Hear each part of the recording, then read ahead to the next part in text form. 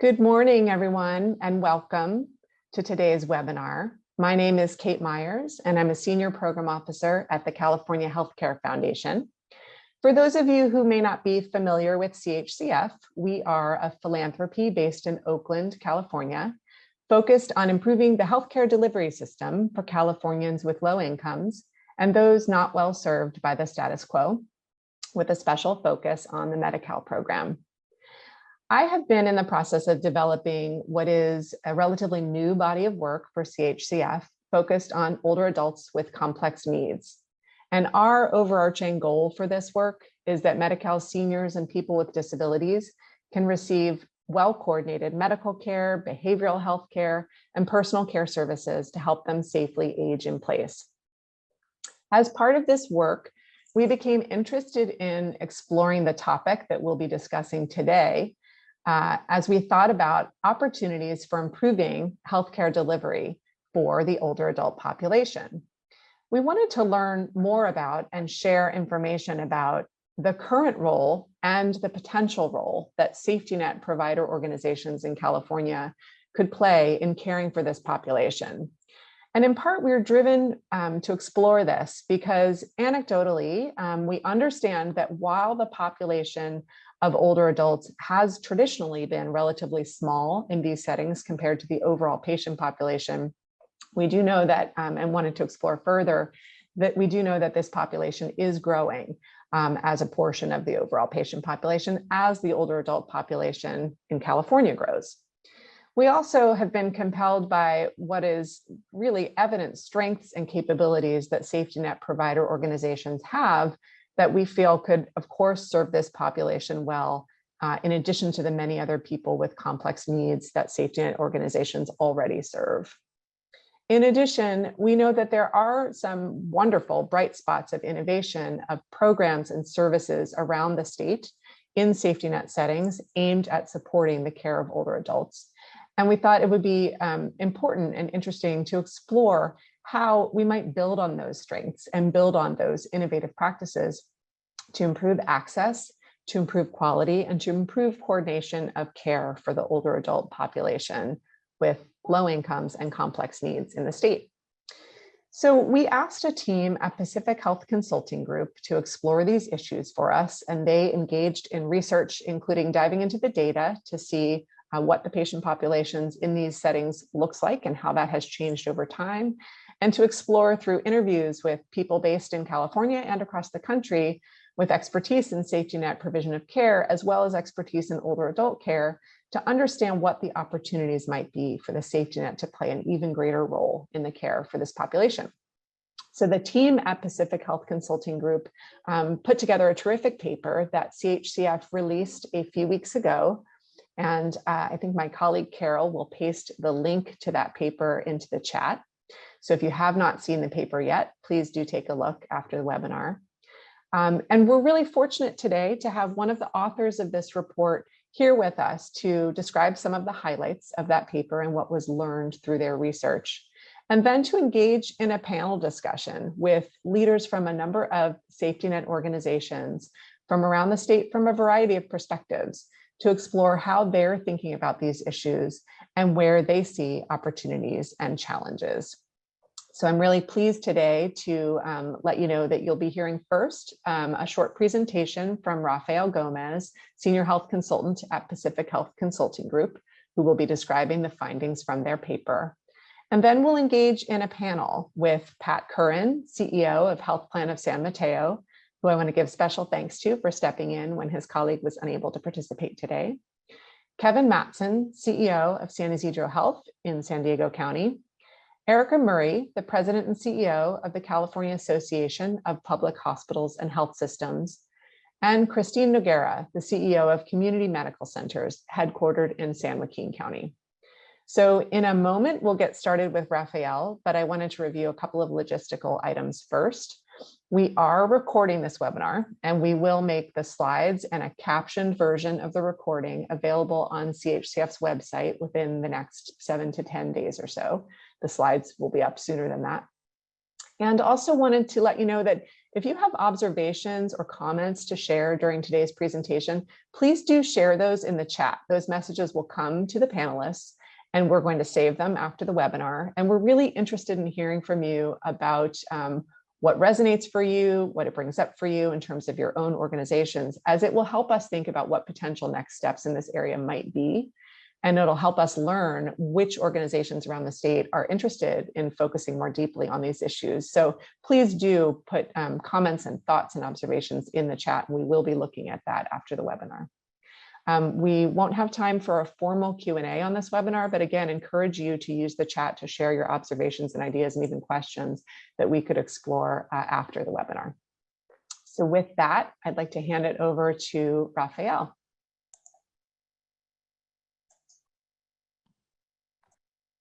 Thanks, Kate. And hi, everyone. I'm glad that you can be here. And I'm delighted to have the opportunity to share a few highlights from the paper that Kate referenced that was released recently around improving care for California's older adults and the role of community health centers and public hospital systems. And a report that was really born out of both, I think, an observation of some of the changes that we see in the policy environment and the demographic environment in California, but also born out of conversations and feedback from colleagues in the field, both in terms of what they're seeing around changes in their own patient populations and some exciting emerging practices that we were happy to have the opportunity to highlight.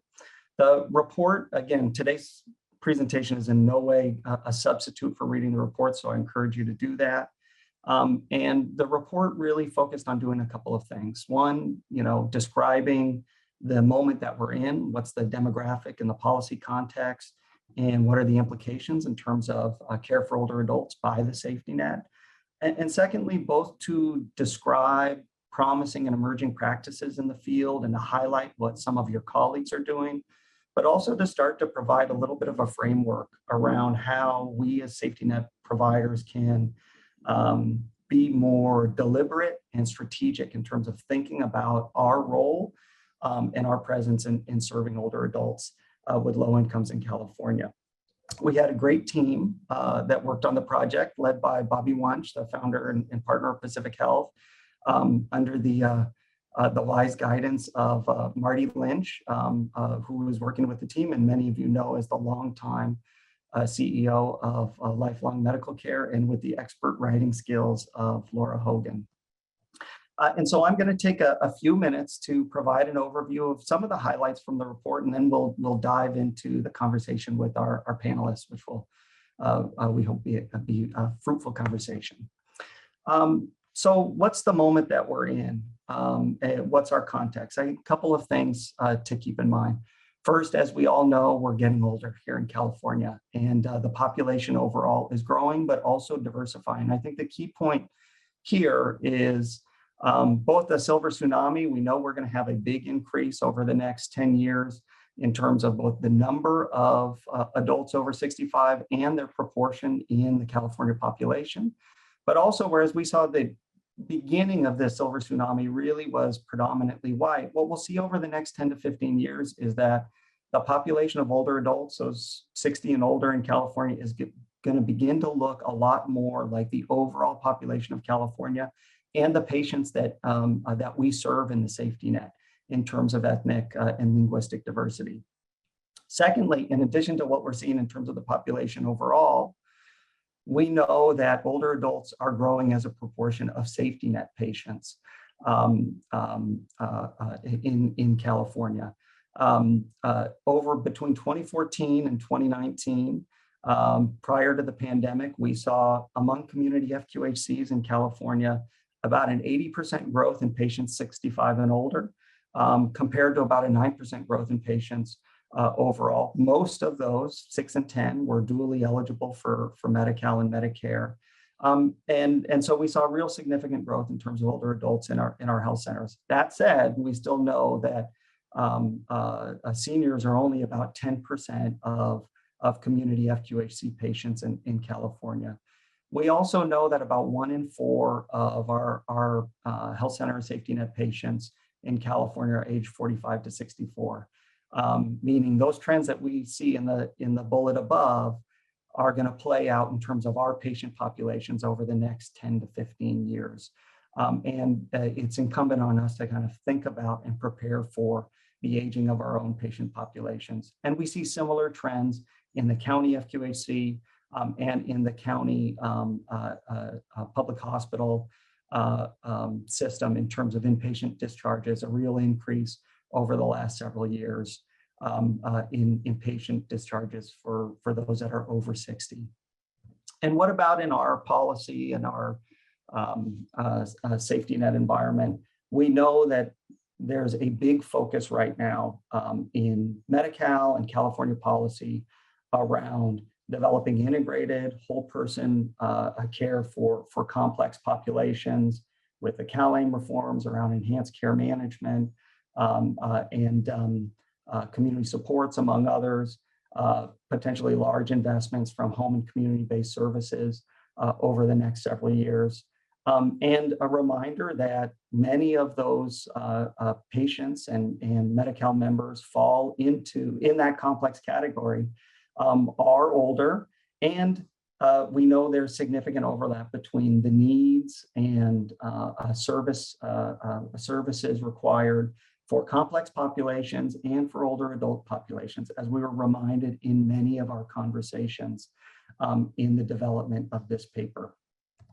Secondly, as we'll discuss, there's a real range in terms of how safety net providers are engaging in care for older adults.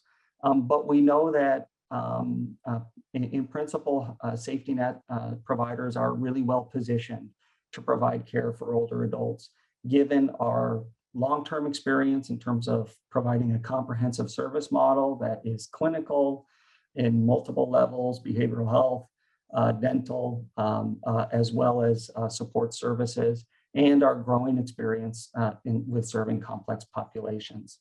I do want to note that in our research and conversations for the development of this report, there was an acknowledgement. Hey, on the one hand, hey, we see as safety net providers that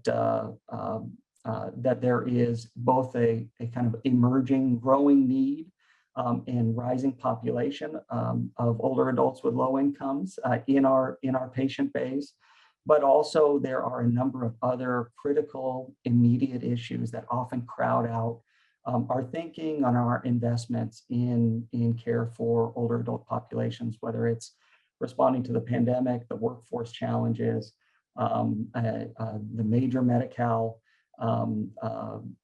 program transitions that create immediate burdens.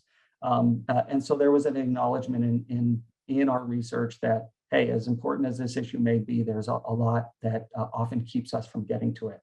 That said, we know that the demographic trends that we described on the prior slide are not going to change. Something I want to mention that I neglected to state in the first slide in preparing the report is that in developing this report, we looked at both data trends among safety net providers over the last several years, did a pretty extensive literature review, but most importantly, we had conversations with over 30 stakeholders around this issue, predominantly with providers in the county and the community FQHC systems, but also with associations, also with managed care plan representatives, also with aging service and advocacy experts. And a lot of our conversations were around how much is this issue on your radar? What are you doing and what are you thinking about? And how do we need to be thinking about this issue going forward? And they gave us a really good pulse of where we're at, what they're thinking about, as well as a reality check in terms of where there are some potential challenges. So what did we hear from all of those conversations? One of the first thing that we asked those folks that we interviewed is, number one is how do you think about the patient needs changing and evolving over time as patients age? And secondly, what are some of the considerations or dimensions that we as safety net providers need to think about as we deliver care and consider our role in delivering care for older adults with low incomes? And there were a few broad themes and then some areas of real specific focus that were articulated in many of these conversations. First, and I think this is important for everything that we do, was just the importance of having a deliberate focus and understanding of the populations that you are focused on serving.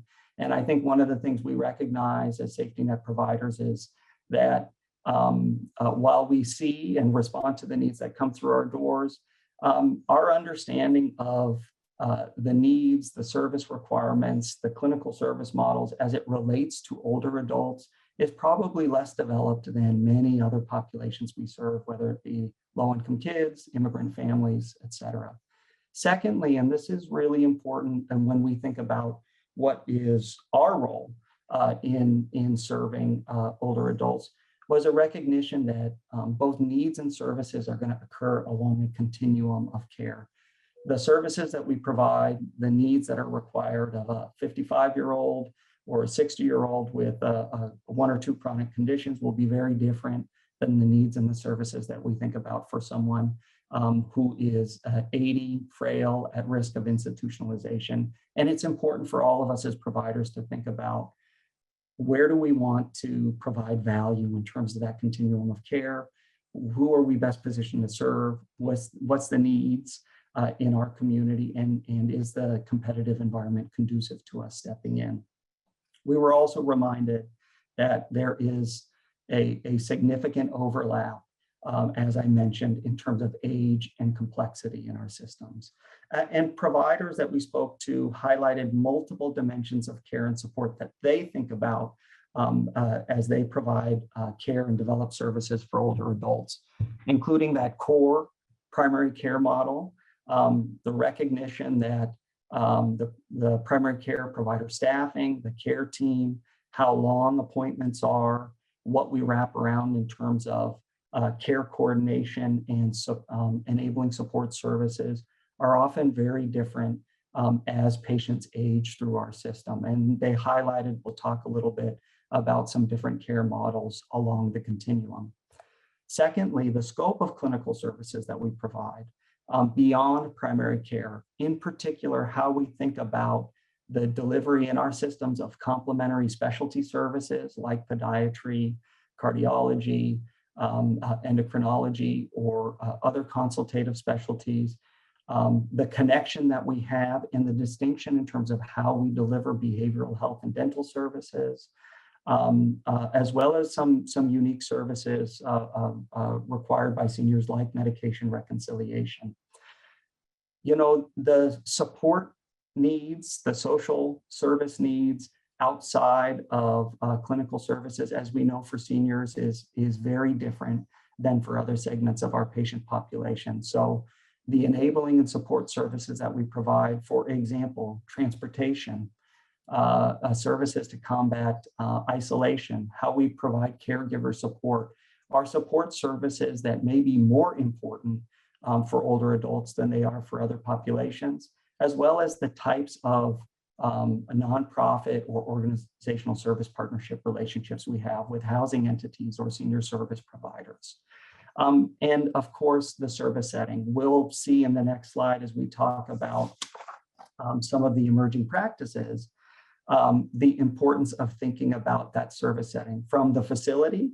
What does the facility look like? How is it set up? To the equipment, to ensure that we have access for an aging population, to the location, co-location, or separation of services from other populations. Does it make sense to have distinct locations or distinct wings for our older adult services separate from our family practice or our pediatric?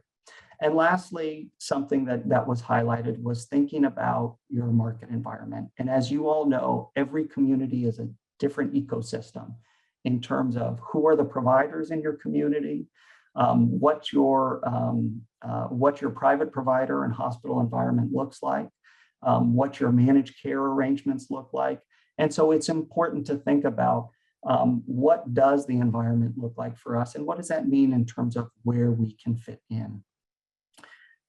We had the opportunity to speak with providers and experts across the safety net that spanned the continuum from we're just starting to think about this to this is a big part of our future strategic direction, and we are really focused on this from both a service and a business perspective as we look forward. And they highlighted a number of different models and practices that they're thinking about. And again, it brings us back to this thought of where do we fit in terms of the continuum of care.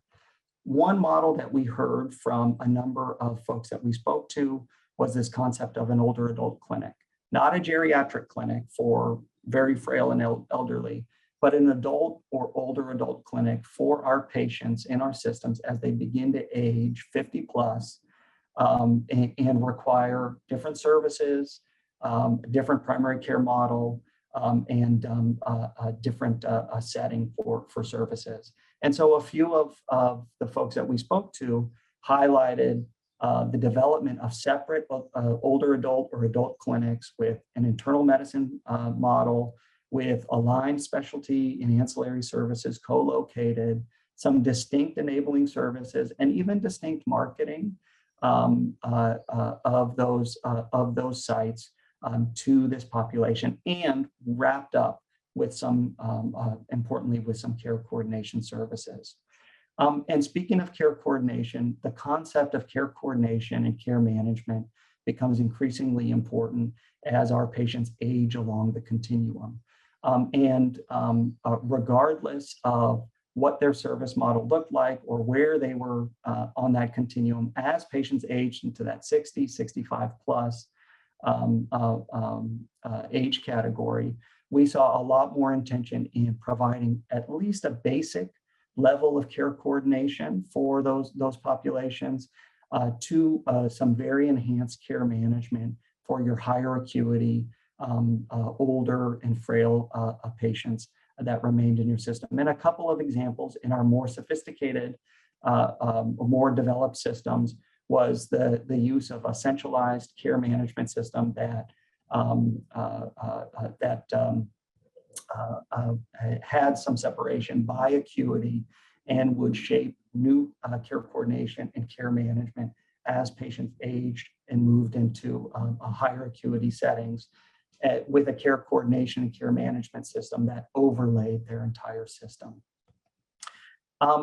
As many of you know, an area that we often ignore in the safety net is that transition from Medi-Cal into a Medicare setting.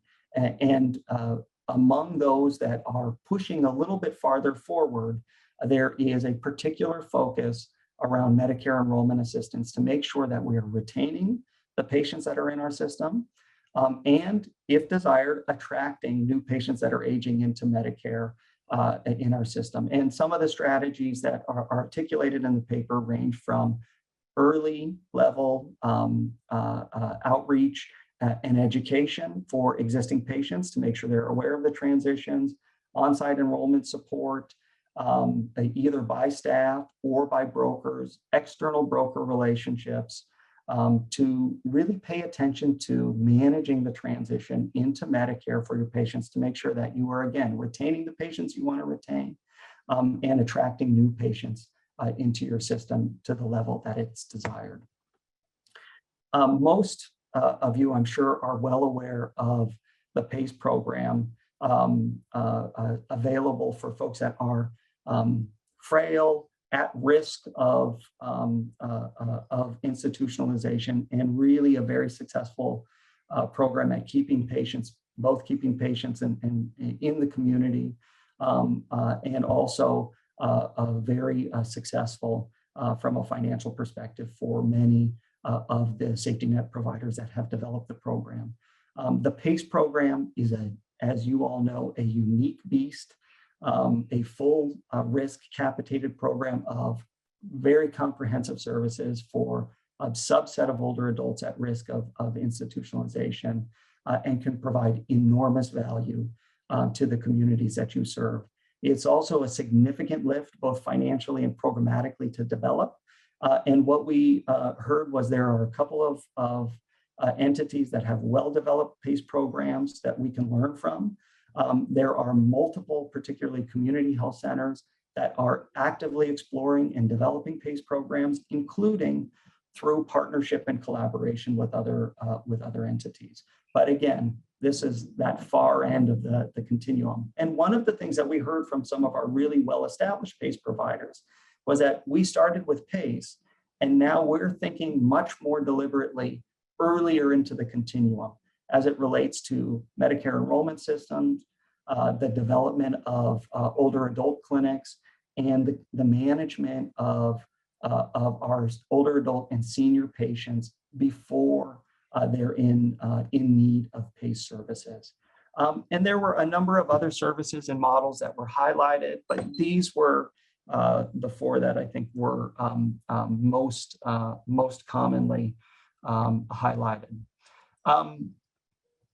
As you all know, it is very difficult to talk about expanding and sustaining new services without considering the financial model and the financial sustainability of these services.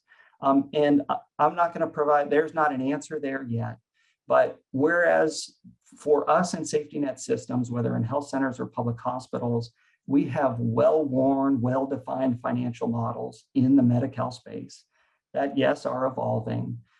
There is a range of new and different considerations for us to think about as we step into potentially the Medicare space and our strategies for both driving revenue and ensuring sustainability as we provide care for older adults.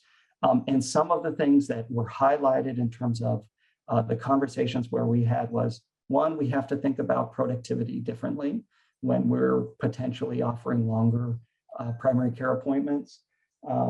Two, there are different considerations and different levels of reimbursement depending on whether a patient, as they age into Medicare, is Medicare only, is dually eligible for Medicare and Medi-Cal, is in a Medicare fee-for-service environment, or in a Medicare managed care environment, Medicare Advantage environment, and understanding some of these different coverage components within your own patient population, in your own health center or a public hospital system is important. Not all older adult coverage is made the same. And so it is important to think about, do we have patients that are primarily in Medicare fee-for-service? Are we in a widely Medicare Advantage environment? What is the distribution between dually eligibles and Medicare only? And that can have an important impact on your strategy for ensuring financial viability. And two opportunities that I think are important, that were highlighted as important by folks in terms of potential opportunities or strategies to leverage revenue in your system, is to think about how you utilize the Medicare managed care environment. Number one, for those entities that are a part of health center-led IPAs or are moving in that direction. Number two is preparing for, we don't know when, but the potential for the transition into all of our Medi-Cal managed care plans offering dual eligible special needs plans that will provide a transition for Medi-Cal members in our communities. And number three is thinking about some of the new levers that we may use in a business environment for serving older adults. Like, how do we potentially leverage 340B, PACE, again, as a potential significant revenue driver. And again, our managed care arrangements, both in terms of our contracts with Medicare Advantage plans, but also in terms of our involvement with health center-led IPAs or other risk arrangements in our systems. And so the point of this slide really is just to highlight that it's incumbent on all of us to begin thinking about this challenge of sustainability and the levers we have available to us in different ways.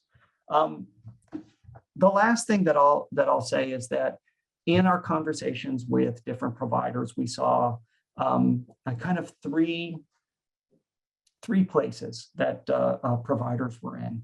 There are a subset of safety net providers in California now that have not only developed a range of services for older adults, but have really centered it in their strategic future and have aligned business and financial strategies related to that work. I think of San Isidro, who we have here today, Altamed, and some other health centers that have really centered their strategies for older adults as a big part of their future strategy.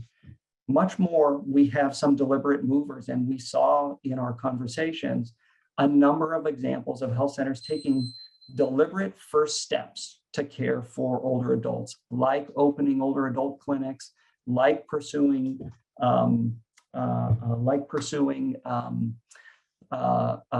chronic care management strategies, and like moving forward with either analysis or decisions to move forward on PACE programs.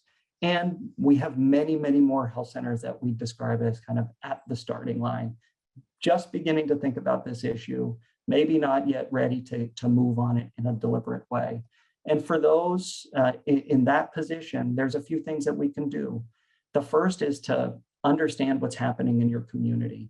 How is your population and your needs going to change in the coming 5 and 10 years? What is your capacity to serve older adults on a clinical side, on enabling services side, and your understanding from a billing, finance, contracting perspective?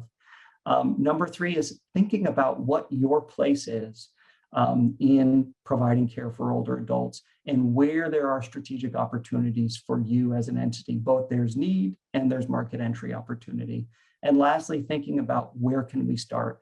One of the things that is important to reinforce and that we heard and see from the data is, yes, there are big changes happening, but it's a slow burn over the next 10 to 15 years. And so something that all safety net providers can do is begin to think about what are the first steps that we can take to build services and build capacity. Okay, I know I went over time. I hope this is helpful. I'm looking forward to the conversation. Thanks, Kate. Thank you so much, Raphael. Wonderful overview of our paper. So at this time, I'd like to ask all our panelists to come on camera, and we'll go into about 25 minutes or so of discussion after that great overview. So first, I wanted to just put a couple of questions out there to several of our panelists, and you can choose to answer one or the other or both to get us started in thinking a little bit about this context that we're working within. Historically, and we'll start with Kevin responding to this first. Historically, why do you think the safety net has held back on developing services specifically for older adults? And what do you see as the most promising practices or approaches to moving forward with expanding these kinds of specialized services over the next several years? Kevin?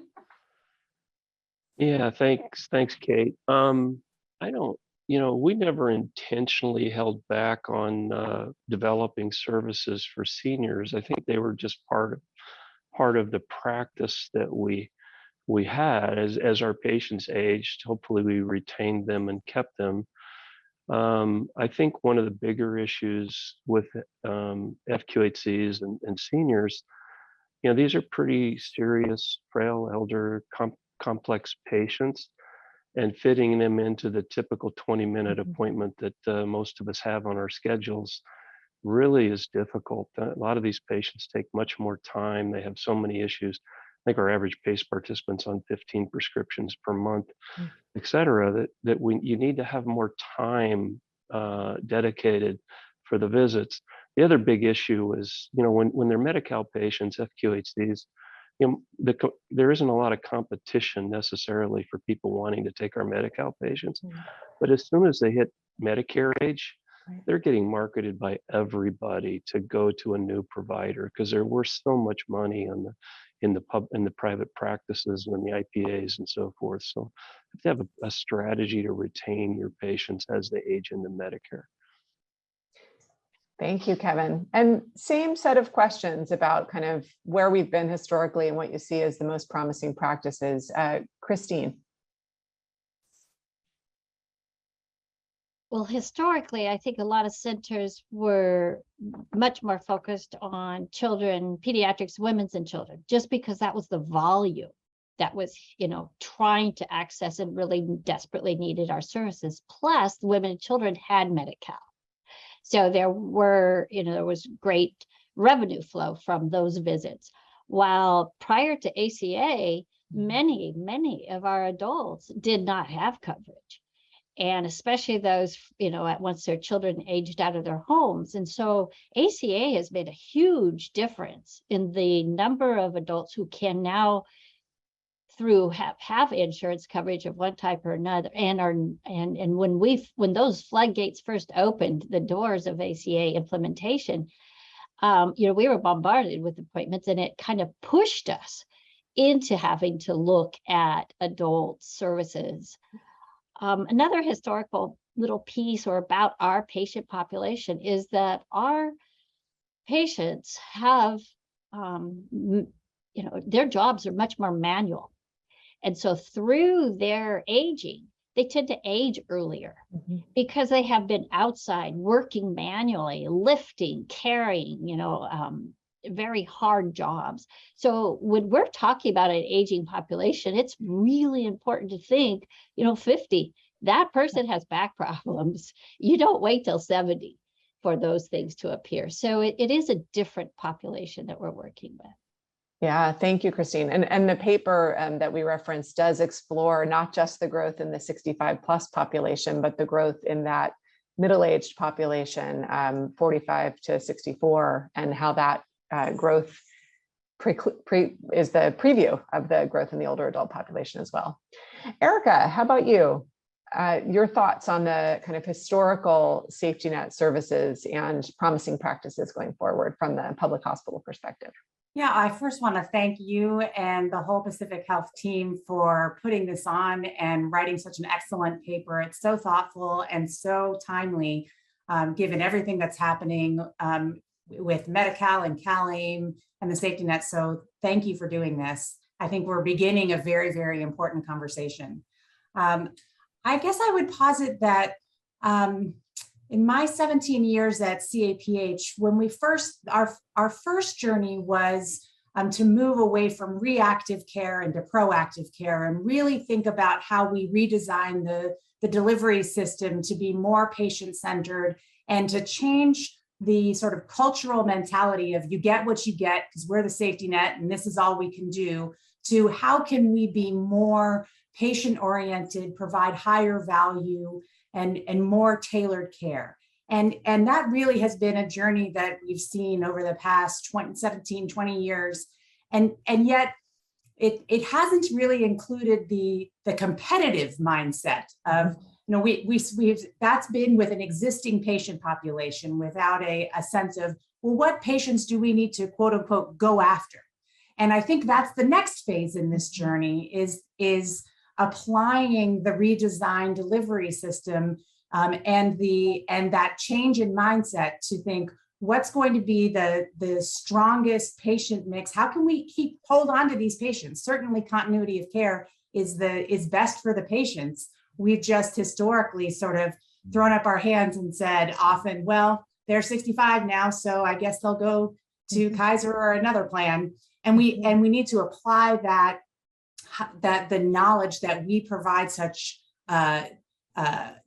expertise with this patient population, and they should stay with us. So I think that's the next phase. Absolutely. That really resonates with the conversation I was having with Pat earlier today about the opportunity that these kinds of organizations have to demonstrate the effectiveness of their care models and their assets in terms of skills and care coordination and multiple disciplines under one roof, and the ways in which that really could truly better serve this population and the opportunity to do that. Any other comments from other folks on the panel before we move on to the next question?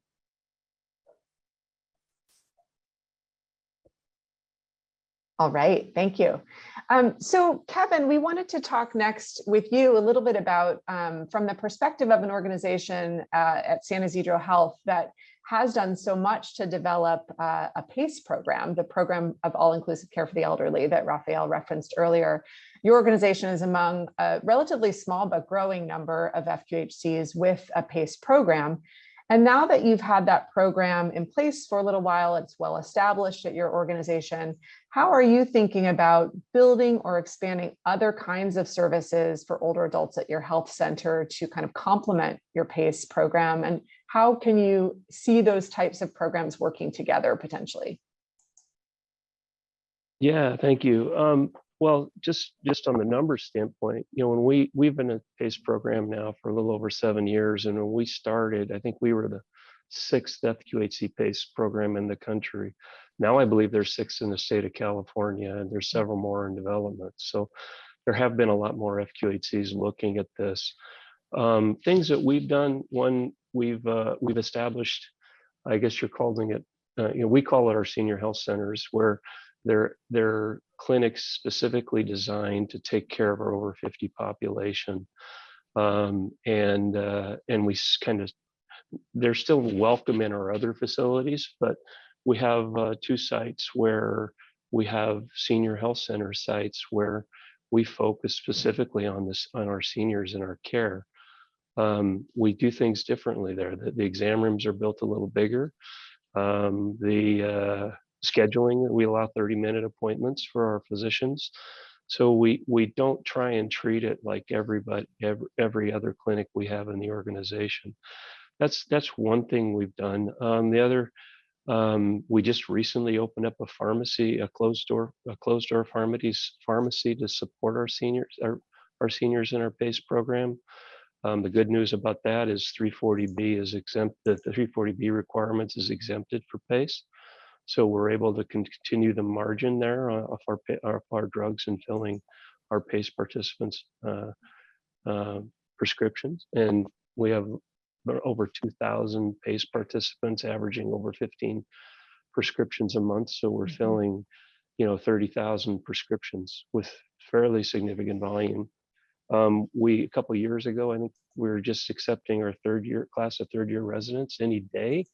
We applied for a teaching health center program specifically for internal medicine physicians to hope to try and develop more internal medicine physicians that want to be primary care physicians and take care of seniors. We've had a family medicine program for years, but family physicians are wonderful, but they want young families, they want pregnant moms, they want children, and they don't want to have a schedule full of seniors with chronic conditions in their daily template and schedule. So those are things that we've kind of worked on to add for services. We've just added some more expanded behavioral health services for seniors at a certified community behavioral health center. That's not exclusive to seniors, but it's another program where we can provide services that covers everything from substance use disorder, medication assisted therapy, all 24/7 coverage, et cetera, for behavioral health, chronic, the SMI population. What we found in PACE is we have a lot of substance use disorders from long-term, whether it's alcohol or long-term prescriptions, et cetera. So just those are some things we've started. We've been working on over the last 7 years as we've learned more about serving. We've opened our 4th site in San Diego County. We have a 5th in development. So we continue to grow and expand the service. Thank you, Kevin. And I think, some of the key takeaways from your comments for me, for the audience that, may not be in the position to be thinking about some of the more expansive and in-depth programs that you guys have developed to date, like PACE and so forth, is that there is this continuum of the kinds of interventions and services that we all can be thinking about. It doesn't need to be, it doesn't only need to be a PACE site. And the ways in which these programs can complement each other and work together are really important to think about. Great. Next. So Christine, I wanted to talk with you a little bit about your experiences at a health center that is in the process of thinking about and developing specialized services for older adults, and wanted to hear a little bit from you about where your organization is now and where you hope to go and what your next steps are. A little bit about your story and thinking about this population. Oops, you're on mute, Christine. Oh, thank you. Kate, just as you said, I was going to say, it is a continuum. You know, once you, and you have to realize that what we talk about today will be old tomorrow and will be on something else. So,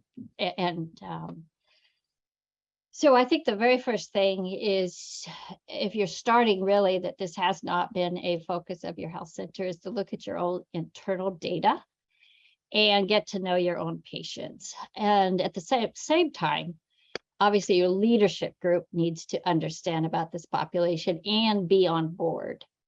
And one of the ways that I found really helpful as we started talking about this, almost all of our leaders have their own personal experience with the aging of their parents, or in some cases, my younger ones, their grandparents. And healthcare is not an easy thing to navigate. And as you get older, it gets harder and harder. And so by talking as a group about what they have seen their parents go through, just brought that conversation home and made it, you know, real to everybody besides just data. So that would be where I would start. And then thinking about, what is it you have now? What's in place? What's not in place? Thinking about these stories, thinking about the parents. What did they need? What do we have? So again, there's a context in these conversations. So what we've been doing, we've done a lot of the talking over the last couple of years. But on the sidelines, other things that we've been doing is engaging our board, of course, getting their buy-in. And probably like most of you, we have a number of our board members who are part of this population and are certainly very supportive of developing these services. So we've moved forward with a number of things. One is the engaging with a company, an outside entity, to help us develop a chronic care management program. We decided that, especially with the workforce challenges right now, we don't have the workforce, and if somebody else does, let's take advantage. Let's learn with them. The same thing, we joined a Medicare's ACO so that we could learn. And you know, it's always good to be part of another group because they push you forward. And it's a little harder to be lazy when they're telling you that everybody else is doing things and you're not. So leverage those moments. At the same time, I really believe that one of the hardest things about our aging is navigating the healthcare. So the more that you can bring internal to develop good continuity of care systems that are internal, that are within your reach or within your system, the better. So we've been very intentionally adding specialties such as podiatry, chiropractic, endocrinology, acupuncture, optometry, as part of our developing our internal systems. Obviously, they help everybody, but especially for these complex adults. Let's see, what else do I want to think about? And then we have multiple sites, like probably many of the people listening here. And so to start off thinking that I should just do a senior center wouldn't really help all of our geographically dispersed patients. So just like Kevin's talked about, we're trying to develop like hubs where we have these specialty services that can be used by patients throughout our geographic area. And yes, we do want to develop some very focused senior center service centers, because that's how you can build your PPS rates to help you support economically that project going forward. So those are just some of where we're heading, and also engage some outside help. We've been really lucky to have some very good outside consultants, Raphael, Marty, others. Reach out to your partners and learn from them. Great advice. We don't need to start from scratch on this. There's people in the state who've done all of the things that we could all be considering doing. Thank you, Christine. Wanted to spend a few minutes hearing first from Pat and the health plan perspective, talking a little bit about the changes that are coming to California through CalAIM, the California Advancing and Innovating Medi-Cal initiative, where, as we know, more care and services for older adults are being moved into managed care, both on the Medi-Cal side through things like mandatory enrollment in managed care, Medi-Cal managed care for dually eligible enrollees, enhanced care management and community supports, and also on the Medicare side through the pending requirement that Medi-Cal managed care plans will be transitioning to also having to offer dual eligible special needs plans, a form of Medicare Advantage. So as you think about the various kinds of changes under CalAIM that impact this population, Pat, what do you think these changes mean and sort of imply for health centers and public hospital systems from the plan perspective? Yeah, so thanks for having me, first of all, and for this conversation. Just very quickly for context, for those that don't know, Health Plan of San Mateo, as the name suggests, we're in San Mateo County. We take care of all Medi-Cal enrollees in the county. We also take care through our Medicare dual eligible special needs plan. About 60% of the dual eligibles have us for both Medicare and Medi-Cal. So we've been in this space for quite a long time. I think there are a few things starting kind of on the policy alignment, and then I want to touch on the continuum a little bit. The first is just reinforcing this policy alignment. This even starts with the national level with Congress. Folks may not be aware of this, but focusing on integration of Medicare and Medi-Cal, integrating services for long-term support services for seniors, it is bipartisan. There's a lot that isn't in Washington, but this is. So the push, the movement is national, going in this direction. And California is the one that's, I think, picking up on it more than most states by doing two primary things that Raphael's touched on, the first and Kate. One are the CalAIM programs. So the idea, the opportunity for enhanced care management on the Medi-Cal side to help support the funding and social structures that these members need in these situations. And the second that Kate mentioned about these dual eligible special needs plans. So this is going to be different depending on your community. But basically what the state is saying is we want to integrate. So everybody who has Medi-Cal that also qualifies for Medicare, the Medicare plan has to offer both. So they're really pushing this alignment, which we're all very supportive of, because as we know, it's crazy making for a member. People who are in the most vulnerable situations, if you think about it, have three health plans. They have Medicare, they have Part D, and they have Medi-Cal. So they're navigating three insurance systems. So what I see is these opportunities, these changes are coming. So we know that. And just building on what others have talked about, what we see as a health plan is plans don't have to be fully involved in risk arrangements and have a PACE program to do this. There are case management programs. We're piloting a care management program, just as Christine talked about, setting up a hub where you can do more enhanced team-based care and you can experiment and you can iterate without taking risks. So that we're paying through a case management fee in addition to fee for service. So not disrupting the system, but more piloting and enhancing. And I think using some of the CalAIM programs as much as possible for FQHCs to think about how can I use these CalAIM programs to get me where I want to go anyway. Those are probably top of mind. Thank you, Pat. I want to turn to Erica with the same question about CalAIM and implications that you see, and then we'll move on to the next question. Well, thank you. I completely agree with what Pat shared. And to me, the centering or the connecting piece here is the dialogue.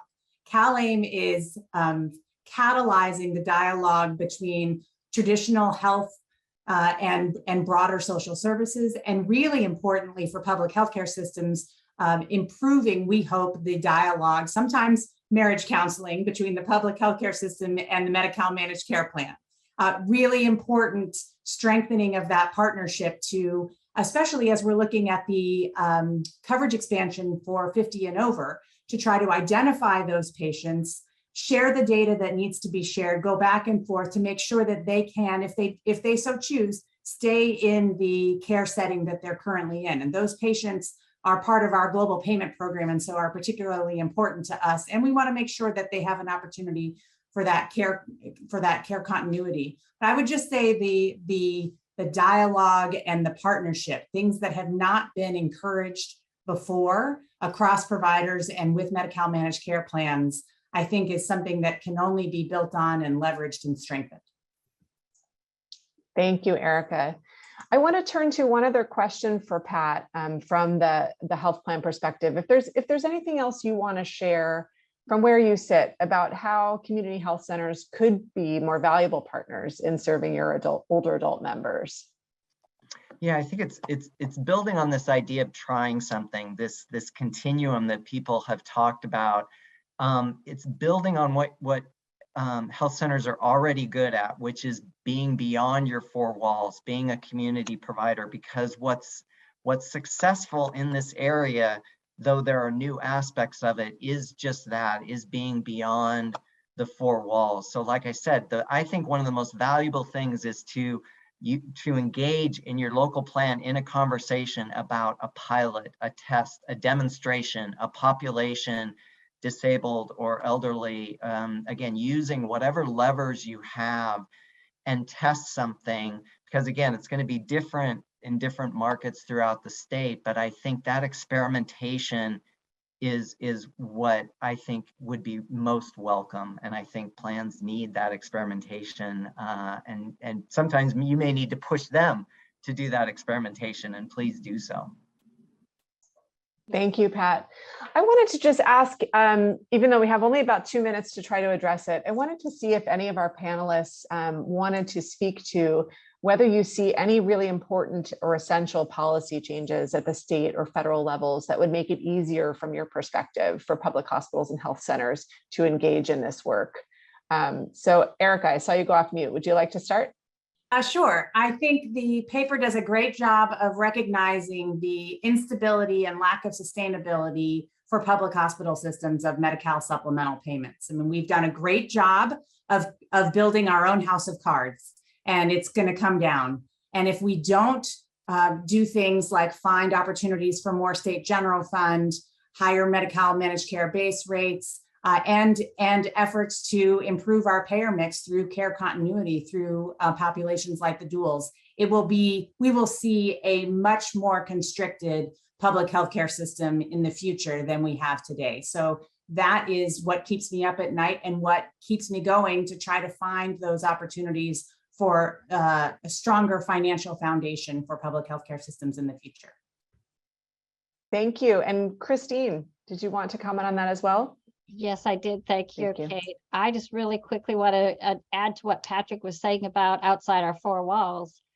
During COVID, the restrictions about operating outside our four walls have been eliminated or at least expanded.